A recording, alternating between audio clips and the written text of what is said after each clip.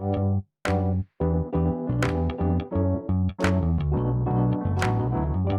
by Riverside.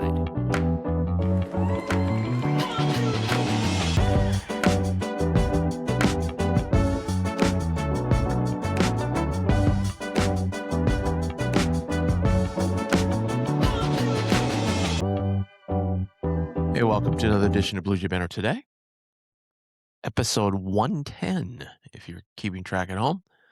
I'm Tim Kruger. Welcome to the show. Hit that subscribe button. It helps us out a ton. Hope everybody's recovered from last night. Just an incredible game and an incredible finish.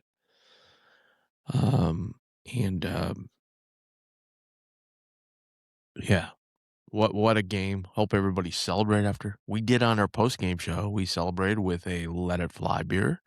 Of course, brewed by our friends at Infusion Brewing. Go to infusionbrewing.com, see all they have to offer, including the Let It Fly beer, which you can get down at the Let It Fly Sports Bar in downtown Omaha. And then also, I should mention a couple other locations too. Downtown Omaha, they got one out in Elkhorn and then one in La Vista. So 3 big locations around the metro. Check them out. And then we've been telling you Sunday, it's coming up quickly, only 4 days away, the Wax and Drafts event, where they're going to have over 40 card vendors there. You can buy, sell, trade sports cards, all kinds of cards. Check it all out. It's 11 to 4 on Sunday. So 11 to 4. Go out there. There's going to be pizza and beer for sale, obviously, the great infusion beer and soft drinks. So check it out, 6271 South 118th Street, or go to infusionbrewing.com, get all the information on it, and we'll see you there on Sunday. Okay, a couple things. First of all, I want to give a shout out to our good friend Nick Baugh. He was at Pauley Pavilion on Tuesday night. Did a fantastic job and a fantastic game between Purdue and UCLA, where UCLA came back in the last second, hit a 3 with, just seconds on the clock to win the game. Just an incredible call. He gets on a plane, comes back to Omaha, and does that thriller last night.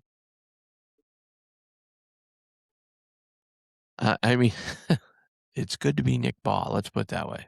What a 24-hour spin. 2 great games, 2 great finishes. Number 2, I think something that's gone under the radar here,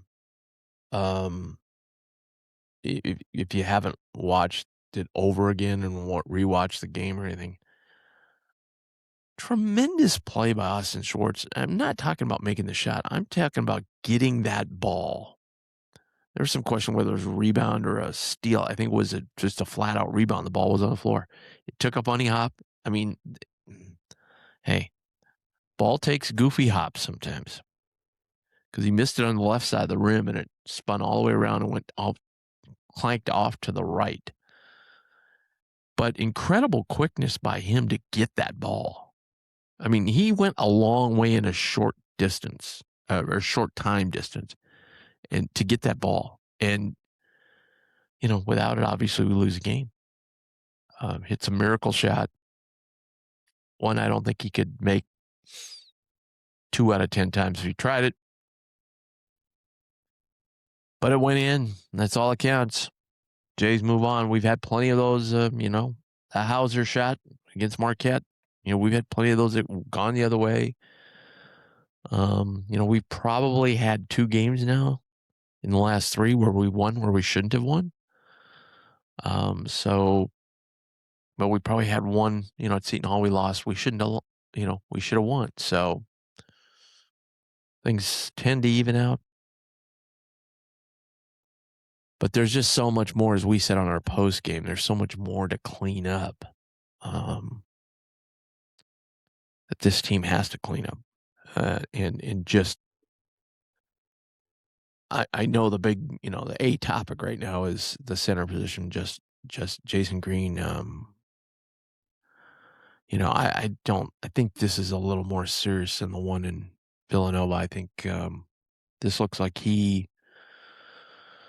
I'm hearing initial reports 2 weeks, but they're hopeful of that. They don't know if it's going to be more than that. I don't know. And then this kid's so tough that, you could turn around and see him on the floor against Marquette.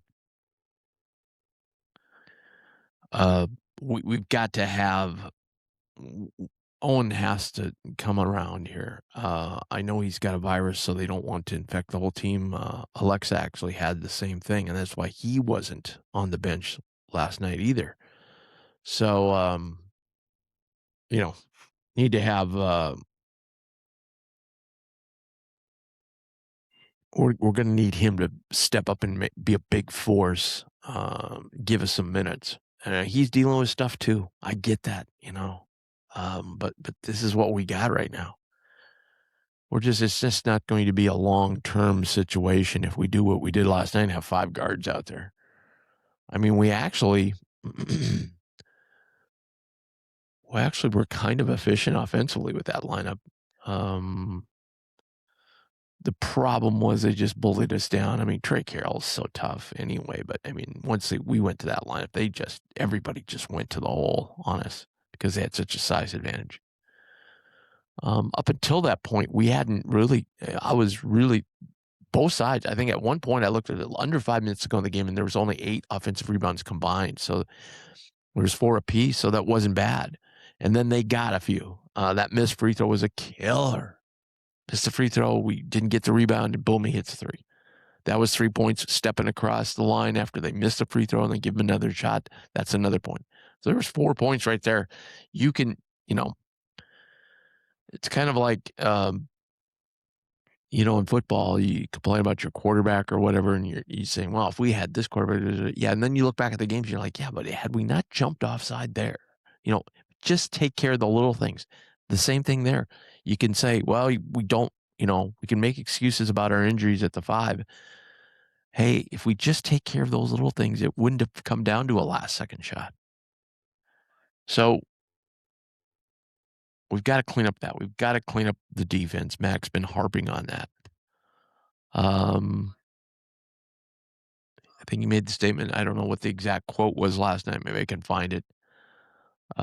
He had a quote about this team, how much it drives him nuts, which he normally doesn't say. Was probably just in the moment. If I make it through this season with this group, it's going to be a miracle. Now, I don't know if you should take that too deep and think, oh, my God, this might be Mike's last year. But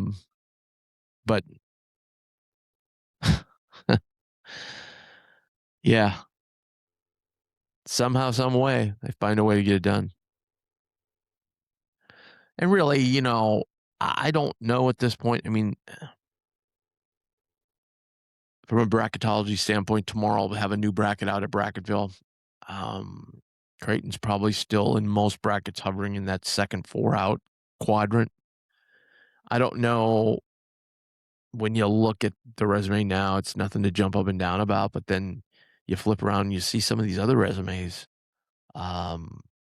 These other teams like Utah State and St. Mary's. St. Mary's not quite as much, but Utah State and some of these other teams that are in contention.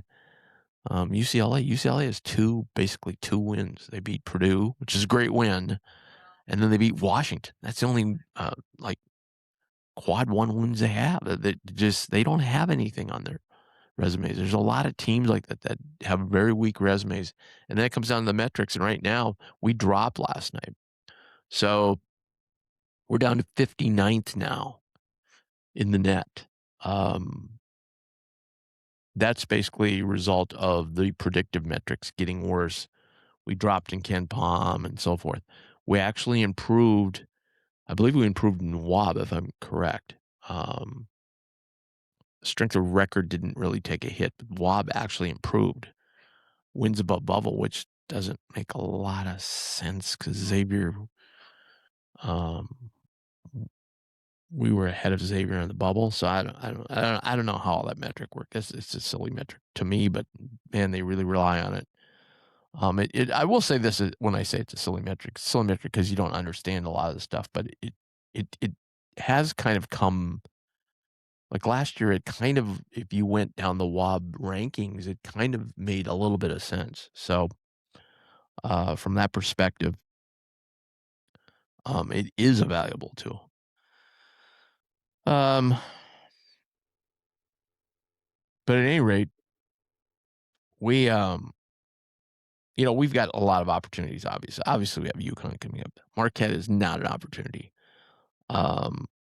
Marquette is at 141 currently, so that will fall. It's a road game, and it's still going to be a Q3. So we need Marquette to like get to the 130 range where we're, 130. Then it would fall into a quad 2 win at least. Same with Georgetown's hovering around 120 now.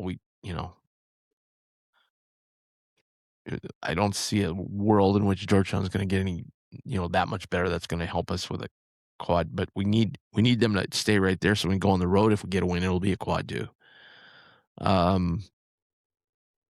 But obviously we've got UConn. We got UConn away. We got St. John's away. We have Villanova at home. We have Seton Hall at home. Seton Hall will be a quad 2 now. Yeah, and so will Villanova. Villanova was in the top 30. They're now not in the top 30. They have a huge game this weekend, though. If they beat UConn, then they will jump up, and then that'll get us back.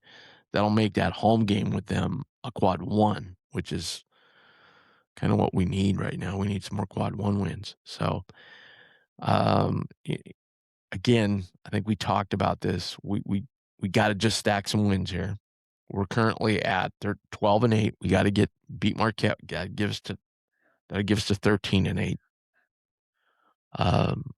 The losses we have, we don't have any bad losses. I mean, if you want to count Kansas State, but there's another team that's like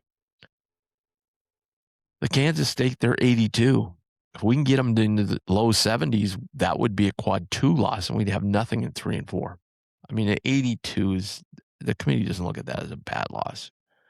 So if we can just get some movement from these other teams, have things work out right, it'll make their resume look better. I just think we need just one more quad 1 win.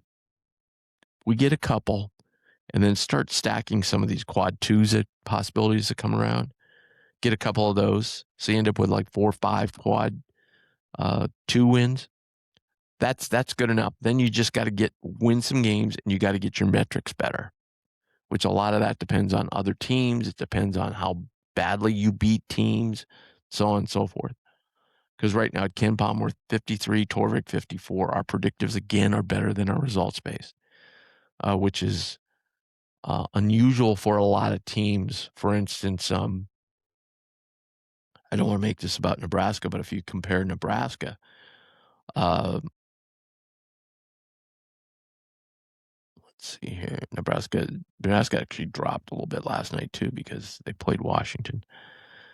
But Nebraska's, like, their results space are all in the single digits, 6, 2, and 4. That's their rankings. You go over predictives, and the BPI has them at 19, KenPom 7.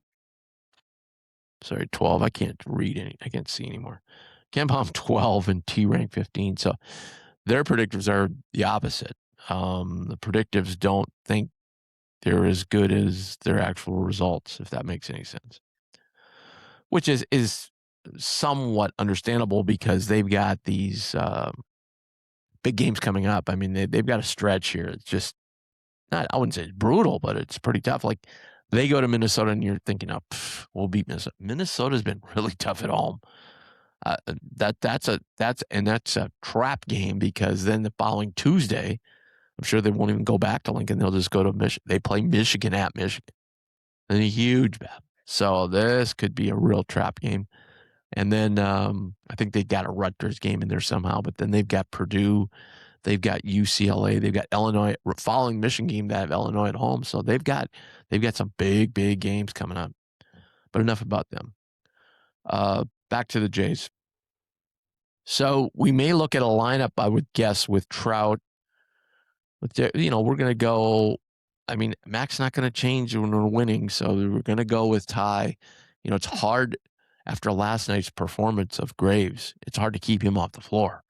9 assists, no turnovers. I mean, that's epic stuff. He really did a great job. Um, it's hard to keep him off the floor, and he didn't shoot the ball particularly well. Uh, it's hard to, but Mac's going to keep going with that lineup, so it'll be Ty, Swartz, Isaac Trout.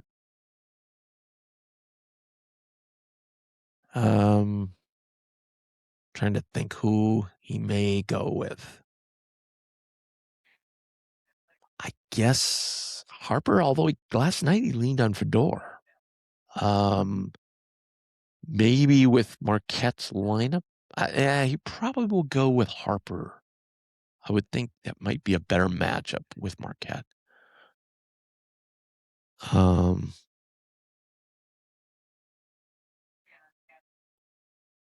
And obviously Josh Dix will be in there. But I mean, yeah. So if you went with Ty Davis, Dix, Schwartz, Harper, and then Trout at the 5, and then come with Karam at the 5. And if Owen is healthy, he'd get some time at the 5. I think they'd kind of have to just look at what Marquette's got some centerpieces, but they're not dynamic. So that was probably where we're going to go. But it just hurts our depth. But the good thing I'm going to talk about in a minute. But first of all, I want to talk about Vino Mas.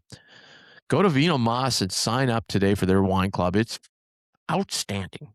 You get wines from all over the world. Just go and pick them up. They give you the information, the pamphlets, all about the wines, the grapes, where they're grown, other wines about, in that area, in that region of the world. Also, you can go to the website. They've got to be well over 100 recipes in there that you can pair with wines. Delicious stuff. My wife and I use some of them. They're fantastic. Go to the 2 great locations. You just grab a bottle of wine, go up to the counter, and sit down and enjoy a bottle of wine with someone. And obviously that's their slogan: "Good friends, good times, good wine." And so, 2 great locations. One in just across from Champions Golf Course, there on 144th in Maple, just south of Maple, right next to Blue Sushi, and then over in their new location, just opened up short time ago, is over in Legacy. It's centered in 168th. I think they're on the 170 block in that huge shopping center shop of all the shops and restaurants and so forth in there. So check them out. I'm just telling you, their service is unbelievable, and we're going to have Deanna on here real shortly to tell everybody about her business and everything that Vino Mas does. So go to Vino Mas today and sign up, vinomas.com. Great to see Hudson Greer on the floor last night. Wow. Awesome. Came in, made an immediate impact. Then, he got into the second half and he made a couple mistakes.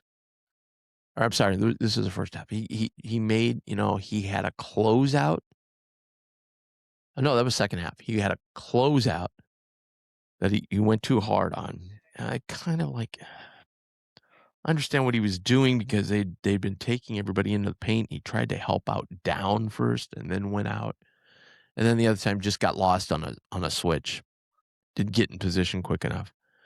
And then he got pulled right after that. And Mac, I understand that. Mac's all about trust, but I think you got to let Hudson work through a little bit of this. I think he's a smart player, and I think he knows he made a mistake, and I think he will fix that mistake. But I just think he gives us something we don't have, especially on a night when Blake was struggling a bit. It was interesting to me too. We got a shot or 2 blocked early, and then that seemed to affect us all night long. Like, we were very hesitant to go inside. I did think that Xavier did an excellent job, like we always do in defense, of walling up, and so then you don't get the foul call. Although, you know, we can talk all night about the officials. Again, I ranted last night, and I'll post our post-game show again if you didn't see it. I mean, I'm sorry. The guy was on the floor and he had 5 fouls. That's a technical. I mean, they're saying that the books were wrong. How could the books be wrong? The scoreboard was wrong. Everybody in the whole crowd knew that that was a guy's 5th foul. Jake Ryan said over the PA, he goes, "That's his 5th foul." I mean, how can you miss that as an official? But they're saying it was their error, so they're not gonna charge them a technical, I guess, is the ruling on that, but I just unreal. I mean, I think Patino and I think the player knew he had 5. I don't think there was any. I mean, because he had. Yeah, the whole thing was weird. The whole officiating night was terrible. I thought they just did a bad job, and there's some bigger time. That was a bigger time. That was an A crew for the Big East, and they just didn't do a very good job. Missed a lot of calls. They were getting it from both sides. Uh, but I thought HUD, just adding him in there, when he gets on the floor, he just looks like a guy who belongs. That's just the way I'm just so high on him. Um, at any rate, one thing I don't think we talked about, we've got a couple guys coming in next year that are already committed, Cottrell and Jaden. Jaden just played in an event here in Council Bluffs on President's Day and just lit it up. I was talking to the coaches and they said, "Yeah, we see him do that in these games. He's in a league that's not very strong, so he's just the dominant player, and he can go in and just drive to the hole and slam it and do all these things." But the other day they played against Westside, decent team, and he was still doing those. So he's very impressive. So I'm sure you've seen the videos around social media. And then Cottrell, I was talking with somebody last night, and they said they're definitely looking at him to play some time at the point. So when he comes in, Cottrell Harmon, so when he comes in next year, we'll have another point guard. He might not be a full-time guy, might be a combo, but I think you could go with him and Davis out on the floor at the same time, or him and whoever else we may get next year, with the portal. So some promising news there on the front, and obviously we gotta get that 5 position figured out.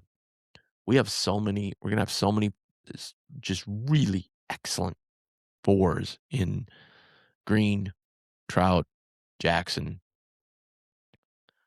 that we've got to, HUD's got to start maybe playing the 3 some, Schwartz will be at the 2, this is if we keep everybody, obviously. And then, you know, rotate those 4s. You could slide HUD maybe to the 2 and Jason to the 3. It just depends on defense, obviously. Could move Swartz maybe over to a point for a little bit. I don't know. We just seem to be really landlocked at that 4 position. And we've got to get some guys. Trout obviously flexes over to the 5, but we can go small with Trout and Jackson. At least we'd have a little length with rebounding and so forth. And Jason at the 3, that would be a good rebounding team. But at any rate, I'm looking ahead to next year. We're not even in February yet. Anyway, back to the Jays. 12-8, we said. So people ask me all the time, how many wins do we need to go? That's impossible to determine. It depends on how your resume is, where your metric is. We just have to win games. We have to just keep taking care of home court. Losing to UConn's not the end of the world. You don't need to worry about that. We need to take care of all these other home games we've got, especially the Villanova and Seton Hall games. We've got to win those games. We've got to beat DePaul at home. And, yeah, DePaul's a huge game at home. Got to win that one. So we got to take care of those games. And then if we can go on the road, like we've got to, obviously can't lose to Marquette, but then we've got to go on the road. We got to beat Georgetown. We've got to beat DePaul on the road is going to be tough, but that's another one you got to kind of get. We're going to have to beat Providence. That's the other team I think that we have home that coming in. So we've got some work to do, but we just got to stack some wins at this point. If you get to the 15-8, then now you're legitimately going to be in the running. Your record's going to be similar with our strength of schedule. It's going to be similar to other teams. Now it's just a matter of what your resume looks like and the metrics look like. I think you get to that point. So that would mean, let's say we lose to UConn and I think we got Seton Hall coming in the week after that. So you start picking up a few wins. You would get to, so that would be 1, 2, 3. Yeah. So that would be 15-9. Now you're at least in the conversation. Nobody's going to penalize you for losing to UConn. It'd be nice if we could go to St. John's and get a win. As you've seen when you watch them play, it's a possibility. It's a very good possibility. But anyway, we've got we're off now till next Tuesday, so we got some time. So we're going to try and get some. I keep saying this, I know, but it's tough with everybody's schedule. So we're going to try and work and get some other interviews on here real shortly. All right. So we got the preview coming up Friday. Or no, we don't. No, preview won't be till Tuesday next week. So we got some shows to fill here tomorrow and then on Monday. So we'll try and get some interviews on there. And then also, I know what's going on Friday. Tomorrow, Austin Chapman's going to join us. That's right. Austin's going to join us. We're going to cover some topics that we really can't get into in the post game because it just takes too long, even though I end up babbling and killing a lot of time in the post game. We're going to get into some topics where we can really dig into them. So we'll do that tomorrow. So that'll be a fun show. But first, before we leave, we want to thank RTI Threads. Go to rtithreads.com. Get all your Jays gears, like this cap I've got on. They are the exclusive apparel provider of Blue Jay Banner. They've provided us with these great-looking tees and also quarter zips. So very excited for that. So all the stuff that we have. And if you want some stuff, just go to rtithreads.com. They've got jerseys, everything else you need. Plus, if you want your business apparel, get some business apparel for your business, they're happy to do that. Design it, print it. And their prices are great. So check them out. It's rtithreads.com.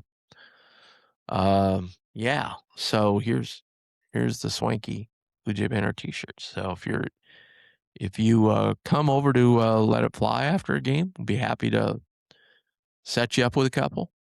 And got some more on the way. We still got some left, and we got some more on the way. And then anytime we have any events or anything, we'll certainly have some for you. All right. This is about our last day before we get into the unbelievable Arctic temperatures. So maybe enjoy the day out there today, right? All right. Thanks, folks. We'll see you tomorrow.